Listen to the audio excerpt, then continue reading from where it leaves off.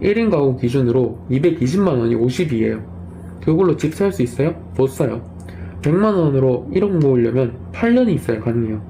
모았다고 치고 1억으로 지금 집 살 수 있어요? 못 산다고요. 그걸로 차 사고 결혼할 수 있어요? 할 수는 있겠죠. 미래는 없겠지만. 안녕하세요, 혁유입니다. 여러분들은 정말로 자기 인생을 살고 계신가요? 이 질문은 제가 매번 스스로에게 던졌던 것 같아요. 왜냐하면 제가 그러지 못했으니까요. 평일 내내 일하고 집에 와서는 블로그하고 주말에도 아르바이트 하면서 그렇게 살아왔지만 인생이 달라지지 않았어요. 곰곰이 생각해보면 방향을 잘못 정했더라고요. 방향의 본질, 즉 내가 누굴 위해 살 것인지, 내가 진짜 하고 싶은 일이 맞는 건지 고민해 볼 필요가 있는 것 같아요. 노가다도 한번 해본 적이 있어요. 근데 그때 이렇게 열심히 사는 사람들이 너무나도 많다는 것을 알게 되었어요. 그리고 인생을 열심히 살면 분명히 성공한다고 했는데 왜 저 사람은 성공하지 못했을까? 그 의문도 품게 되었어요. 성격도 너무 좋으신 분이었고 일도 누구보다 더 열심히 하셨거든요. 누구보다 먼저 일찍 와서 일을 하시죠. 그분을 보면서 깨달았어요. 내가 열심히 일한다고 해서 돈을 많이 벌 수 있는 건 아니구나. 물론 성공이 다는 아닙니다. 그런데도 불구하고 돈은 자본주의 사회를 살아가는 우리에게 너무나도 중요한 존재임은 틀림없잖아요. 그것만 놓고 봤을 때 그분처럼 살면 인생을 열심히 살았다고 말은 할 수 있겠지만 내가 원하는 성공이 맞는가? 라고 생각하면 그건 아니더라고요. 그래서 생각을 되게 많이 했어요. 그때부터 자기개발 책도 되게 많이 읽게 됐고요. 그러면서 결론에 도달한 건 우리가 열심히 사는데도 불구하고 돈이 없는 이유, 3가지 이유에 대해서 말해보려고 해요. 첫 번째로는 성장과 자기 발전 기회를 가지지 않았대요. 최근 블로그와 유튜브를 하면서 느끼게 된 생각인데요. 블로그를 운영하면서 하루에 한 번 포스팅하는 게 좋다. 유튜브는 일주일에 3번 이상 영상 올려야 된다는 말이 있잖아요. 꾸준히 해야 된다는 말인데 왜 그렇게 해야 되는지 이해가 안 됐어요. 잘 되는 유튜버들 보면 일주일에 영상을 한 번 올리고 적으면 한 달에 한 번씩 올리잖아요. 그런데도 잘 되는 사람 되게 많지 않아요? 근데 꾸준히 블로그 한 달 동안 포스팅하고 난 뒤에 느낀 점은 꾸준히 콘텐츠를 올리는 과정에서 내가 사람들에게 내 영상이나 내 글이 왜 노출되지 않는지 고민하고 더 나은 영상을 만들기 위해 노력하는 것. 이 과정에서 썸네일이나 제목과 같은 부가적인 스킬도 중요하지만 그보다 더 중요한 것은 사람들이 좋아하는 주제를 만들고 공감 가는 이야기를 만드는 것이에요. 이러한 본질적인 요소는 책을 읽거나 이론적으로 배우는 것만으로는 알 수 없는 사실이에요. 직접 해보고 깨닫고 그 경험을 바탕으로 실천해야만 진정으로 이해가 가더라고요. 회사에서의 경험도 마찬가지인 것 같아요. 아무리 상사나 동료들이 이렇게 해라 저렇게 해라 조언하잖아요. 그 조언이 얼마나 나에게 의미가 있는지 그리고 내가 그 조언을 통해서 창출해낼 수 있을지를 고민해야 될 것 같아요. 회사의 목표와 개인의 목표가 일치하는 경우도 있지만 그렇지 않은 경우가 더 많잖아요.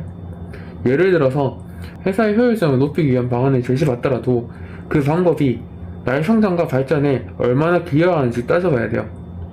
결국 회사의 발전과 개인의 발전이 동일한 방향으로 나아간다는 문제가 없지만 그렇지 않은 경우에는 개인의 성장의 한계를 느꼈어요. 회사에서 일을 하고 있는데 왜 이런 일을 시키지? 라고 이해하지 못한다면 돈을 많이 버는 직업이라도 나의 발전이 없기 때문에 이직을 준비하거나 연봉이 적더라도 다른 일을 해보는 것을 추천해요. 효겸이 견들어 보였다. 그런 퇴사가 있습니다. 이런 얘기가 아니라 적어도 부업은 해보셔라. 이런 말씀입니다. 일을 왜 이렇게 시키지? 업무를 이렇게 하면 더 효율적으로 할 수 있지 않을까? 라는 생각이 들지 않는다면 자기 능력을 발전시키고 싶다는 생각이 없는 거죠. 그건 회사의 기계 부품이 된 거랑 다름없으니까요. 그게 아니라 회사 상사가 그런 태도를 나에게 강요했다? 가끔 가다가 그런 사람들 있잖아요. 이것만 하세요. 저것만 하세요. 시킨 것만 하세요. 그런 경우에도 마찬가지예요. 조용히 남들 모르게 무언가 준비해야 돼요. 저는 다양한 경험을 통해 얻은 피드백을 수용할 수 있는 사람이 되는 게 가장 중요하다고 생각해요. 도전은 단순히 새로운 일을 시작하는 게 아니라 그 과정에서 얻는 경험이나 배움이 핵심이거든요. 블로그와 유튜브를 통해 얻은 피드백은 나의 컨텐츠를 개선하는 데 큰 도움이 되었고 결국 나의 성장으로 이루어지더라고요. 사람들의 반응을 분석하고 그에 맞춰 컨텐츠를 조정하는 과정에서 내가 뭘 잘할 수 있는지, 어떻게 하면 좋은 대본을 작성할 수 있을지, 더 나은 방향으로 나아갈 수 있는 기회를 얻게 되었어요. 결국 성장과 발전이 없는 삶은 나를 병들게 만들어요. 끝없는 도전을 통해서 새로운 경험을 해나가고 이를 통해 나의 한계를 시험하고 그 과정에서 얻는 교훈이 앞으로의 삶에 큰 영향을 미칠 거예요. 그게 더 나은 나를 만드는데 필요한 소중한 자산이 될 거니까요. 미국에서 가장 부유한 400명에 있는 코슬라 벤처스 설립자인 비노드 코슬라는 하면서 배우고 바꾸고 해결해 나가는 것이라고 말했어요. 그만큼 도전을 하는 것 자체에 큰 의의를 두는 편이죠. 만약 우리가 도전하지 않는 삶을 살아간다면 우리는 결국에 자본주의 시장에서 도태되는 삶을 살아갈 수밖에 없을 겁니다.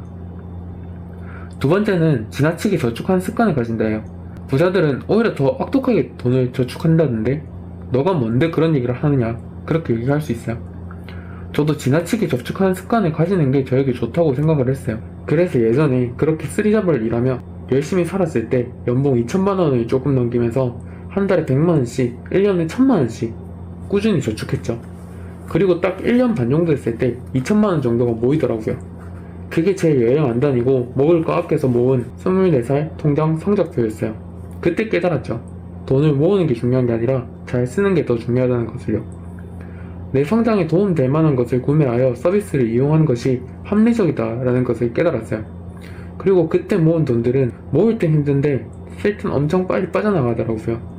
결국엔 돈을 어떻게 쓰고 어떻게 버느냐가 더 중요하다는 것을 깨달았어요. 소비를 합리적으로 하라는 것은 의식주도 물론 중요하지만 그 외의 것들, 즉 문화생활, 언어, 자기의 발전을 위한 교육에 투자하는 것이에요.